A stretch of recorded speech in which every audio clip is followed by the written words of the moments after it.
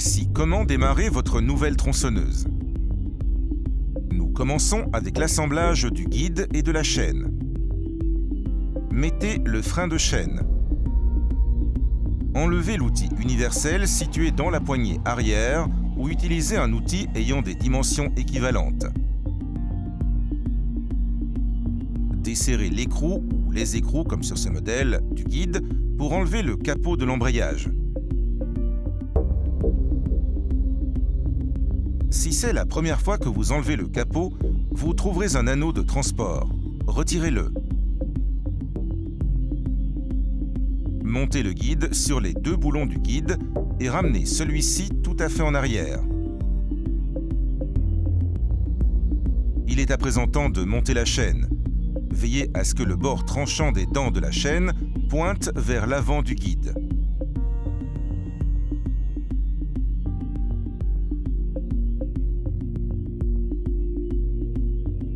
Passez la chaîne sur la roue d'entraînement. Contrôlez que les maillons de la chaîne passent dans la rainure de la roue d'entraînement et qu'ils soient montés dans la rainure du guide. Continuez à tourner la gorge du guide chaîne. Commencez par le côté supérieur. Tirez le guide vers l'avant. Un tendeur de chaîne est situé dans le capot de l'embrayage. Il doit être fixé dans le trou du guide. Ajustez la position du tendeur de sorte à ce qu'il se situe en face du trou. Montez le capot.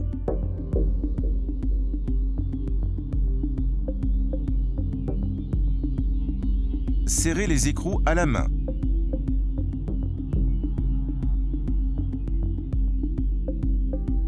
Tendez la chaîne en tournant la vis du tendeur de chaîne dans le sens des aiguilles d'une montre.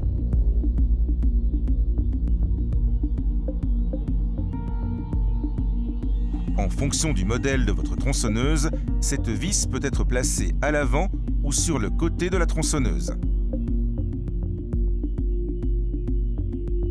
Tendez la chaîne de sorte qu'elle ne pende pas, mais que vous puissiez tout de même la faire tourner sans effort.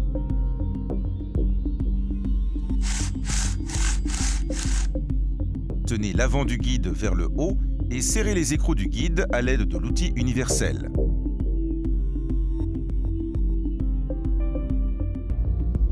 La tension de la chaîne devrait être contrôlée fréquemment sur une nouvelle tronçonneuse, et ce, jusqu'à ce qu'elle soit rodée. Puis, à chaque plein de carburant.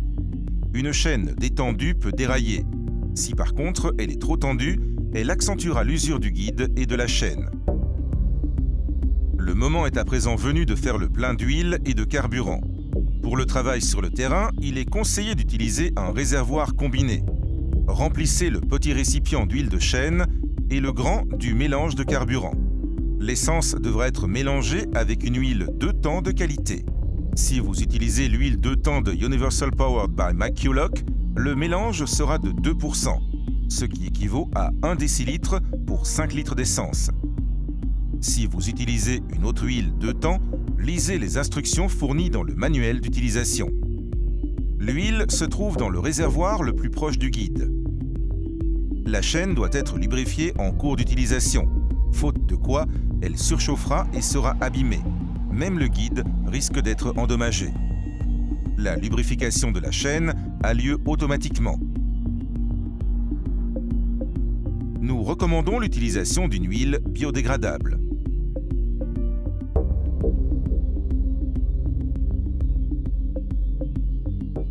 Le carburant doit être versé dans le réservoir arrière.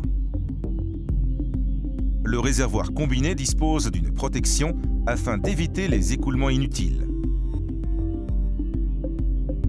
Le carburant s'écoule uniquement si vous poussez sur l'embout et cesse automatiquement lorsque le réservoir est plein.